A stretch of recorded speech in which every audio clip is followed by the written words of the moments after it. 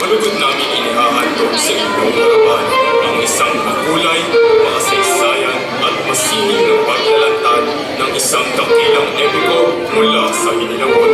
Ang kwento ng buhay, pag-ibig, kabayanihan, labaw, tungkol. Sa pagtatanghal na ito, inyong masisinayan ang tapang ng isang bayani, ang wagas na pagmamahal ng kanyang mga asawa, ang karunungan at katatagan ng kanyang mga anak, at ang mahiwagang kapangyarihan ng mga nilalang mula sa sinaunang alamat ng ating kultura.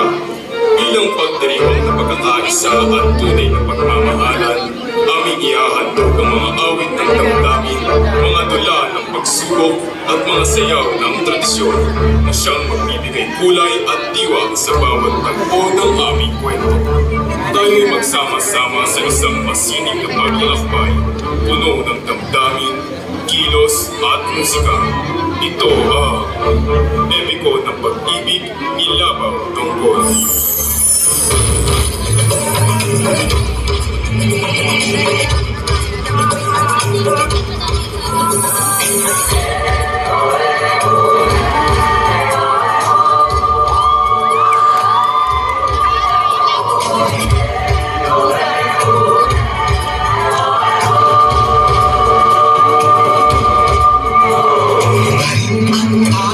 Sa'yo ng aming pamanas naging tumayong buong tapang harapin ang buhay at amin ang damay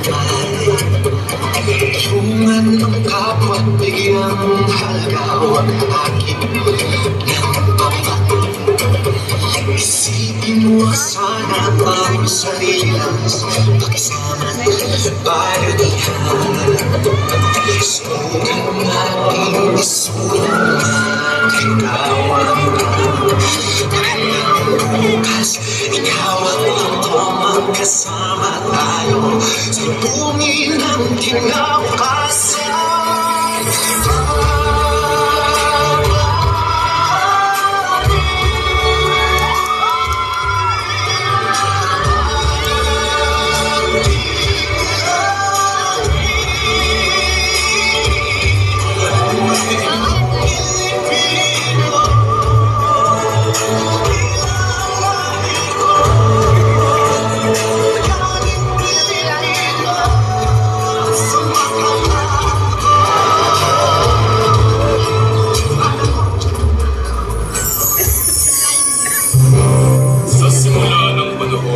Sa bayang binabantayan ng mga diwata, sinilang ang isang nilalang na hindi basta tao, hindi basta mandirigma, kundi alamat.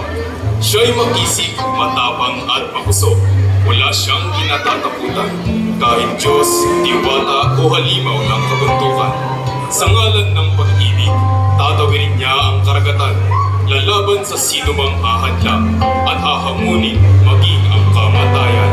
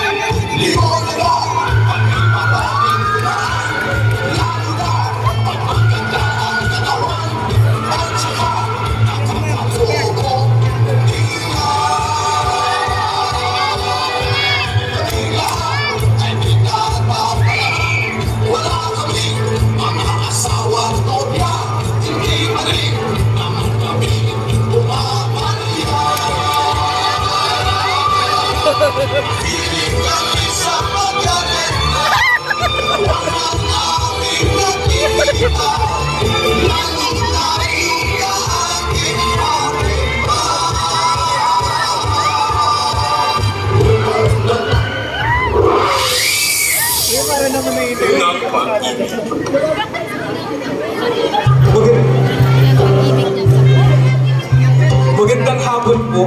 Ako po si Labaw Tungkol. Nais ko lang pong ipahalap ang aking hangarin kay Abiyang. Ano yung layunin, Dilata? Nais ko lang pong hingin ng inyong basbas. Humahanga po ako sa inyong anak. At ikaw, Obiang, ano sa loobin mo? May tiwala po ako kay Labang. At kung ako'y inyong papayagan, nais ko pa po siyang mas makilala pa. Labaw, igalang mo ang aming anak, salita at sa gawa. Opo, yun po ang aking pangako. Abiyang, sana iyong malaman na ikaw ang aking manalangin sa araw-araw.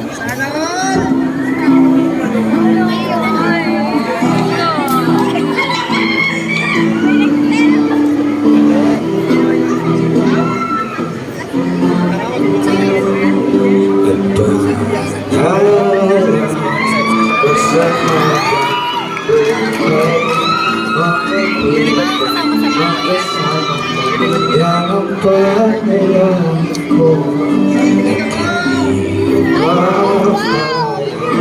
Ang puso ito mawala sa aking mahal ko iyong Labaw, ako'y natutuwa sapagkat nasabi mo sa akin ang iyong tunay na nararamdaman.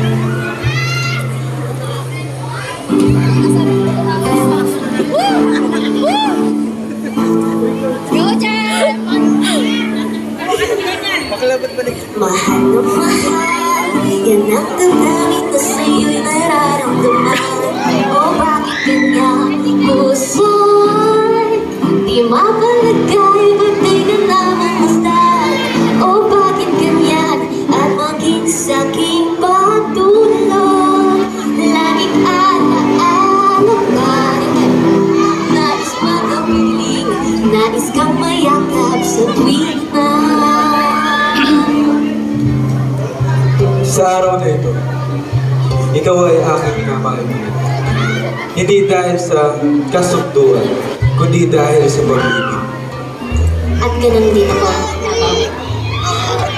Pagkasama kita, payapa ang aking puso. Ay, ay, ay!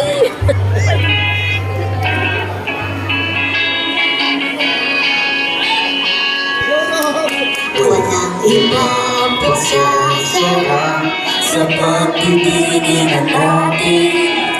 Sana ay di na mapagkas itong awit ng pag-ibig. Awit natin ay huwag na huwag magkalimutan. Pangako ko na lagi kong pakikitinda. Magpagkailanman.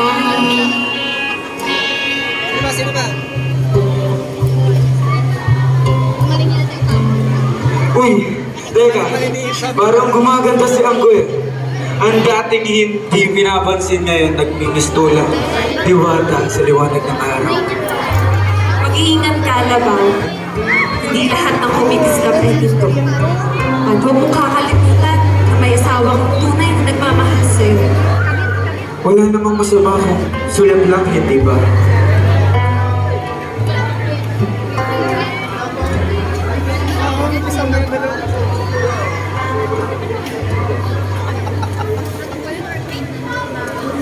Lunes nang tayo'y magkakilala.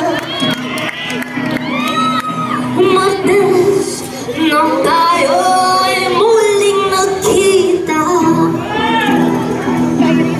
Miyerkules nang kapagka ng iyong pag-ibig. Huwebes ay inibig din kita. Biyernes ay puno ng pagmamahalan. Mga puso natin ay sadyang nag-aawitan.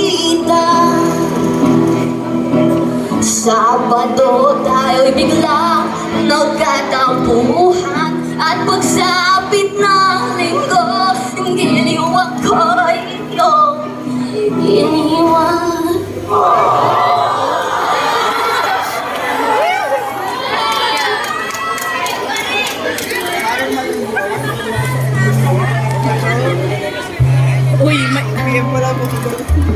pangatlo pa.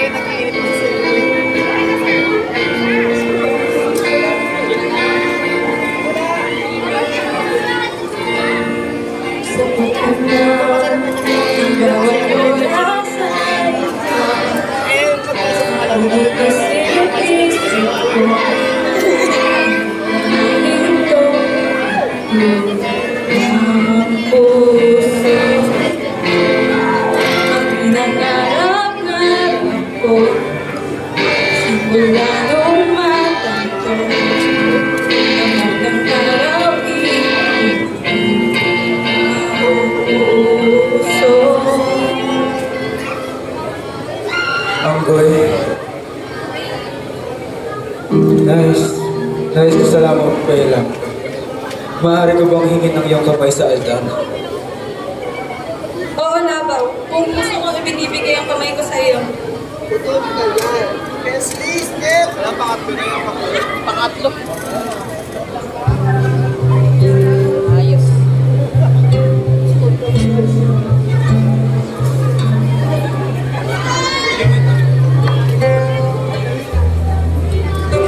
Dito.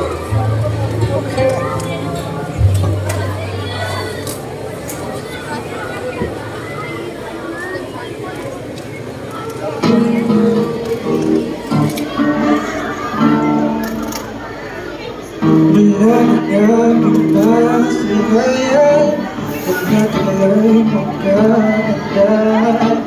Yan ang maawat ang puso sa'yo'y magmahal.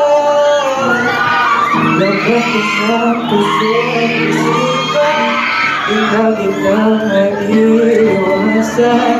Pag-ibig ko sana'y pagbigyan.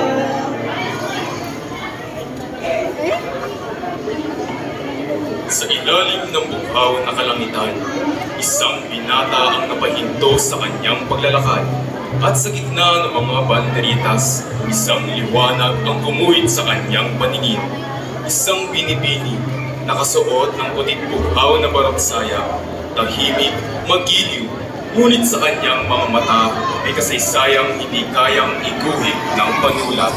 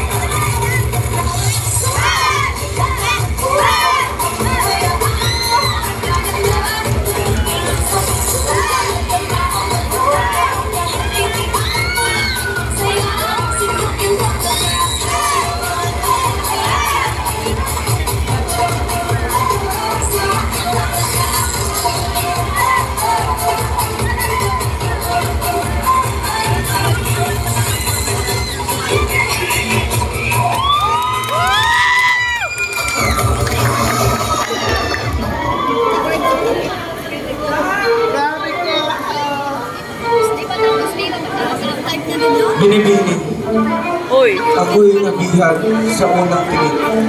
Hindi na alindog mo lamang, kundi hinahimik ng bayan sa iyong ngiti. Ngunit ang pusong ito ay may lihim, pag-ibig na sumibol sa maling panahon. Hindi ako sanay sa ganyan titigil. Ngunit, damo ko ang wagas. Damo ko ang pag-ibig. Ngunit naman, ngunit, hindi na pwede ang aking puso. Ang aking puso ay nakatayo na. Ako'y may asawa na. Wala akong pakialam, may paglalaban kita! Walang sino man ang maaaring kumuha ng aking asawa. Kung ayan ang aking kapalaran, makaharapin kita! Di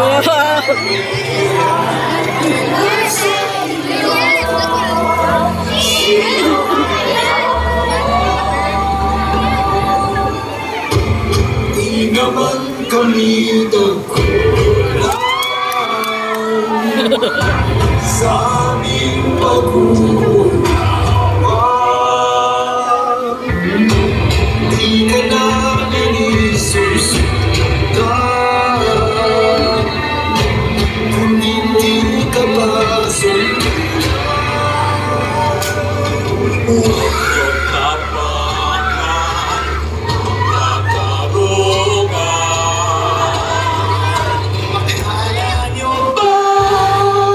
Hanggang mangyari,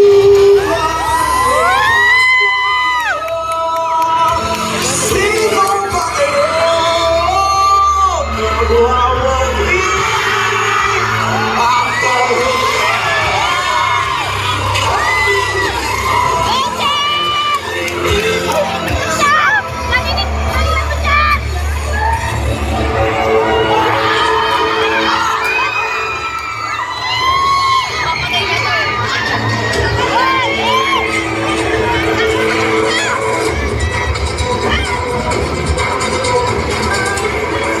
Nagsisilbi ka na ba?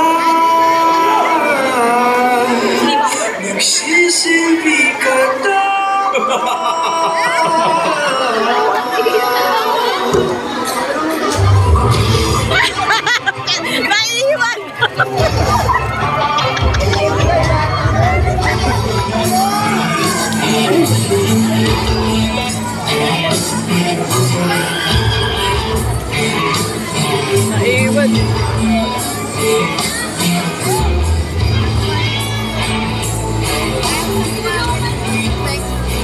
Wow, may effects.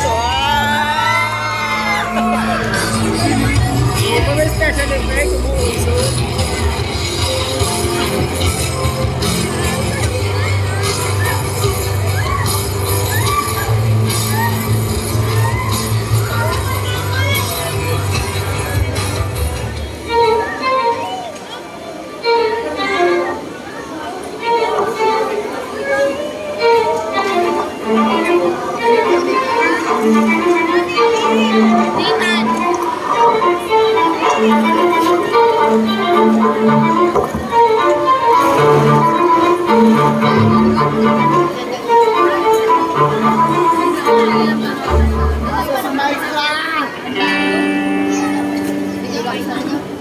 Hindi, pang-apat pa lang pala. Wala pala. May panaran yan ba? Hindi pa na yan.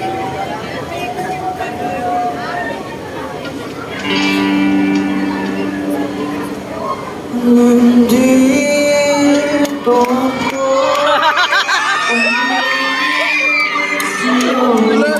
Kahit na ang puso, kung sakaling iwanan ka na, huwag kang mag-alala. May nagmamahal sa'yo, nandito ako.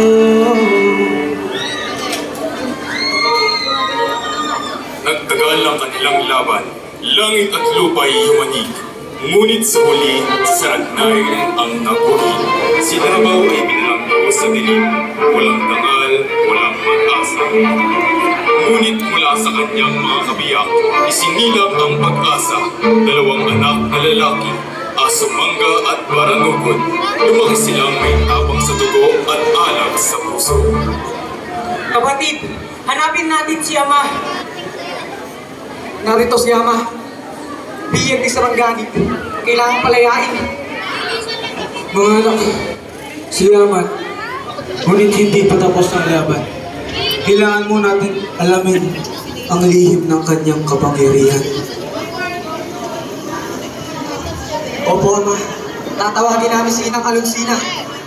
Ang hininga ni Sarangnayan ay nakatali sa isang baboy ramo sa kabundukan. Habat ito'y nabubuhay, siya hindi matatalo. Umakyat ang magkapatid at nakipaglaban sa mabangis na baboy ramo. Sa wakas, Ito, ang puso. Ayan ang kanyang kapangyarihan. Para sa ating Ama at para sa ating lahi.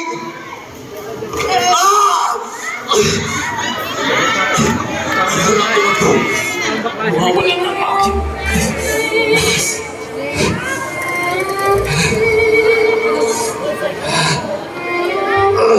at sa huling sakbaan. Halika! Tapusin na natin to!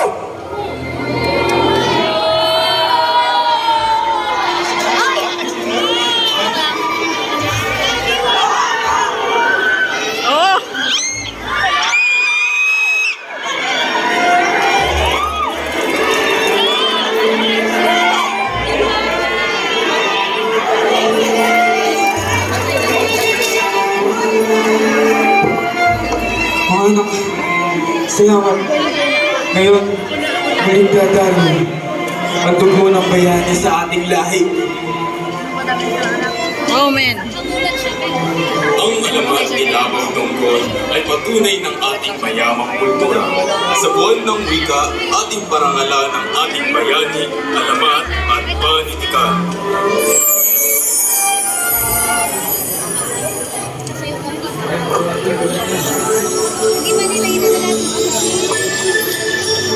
Lahat ng kanta ng Pilipinas, ipakita na ang galing ng Pilipino. Lahat ng kanta ng Pilipinas, oh, lahat ng kanta ng Pilipinas.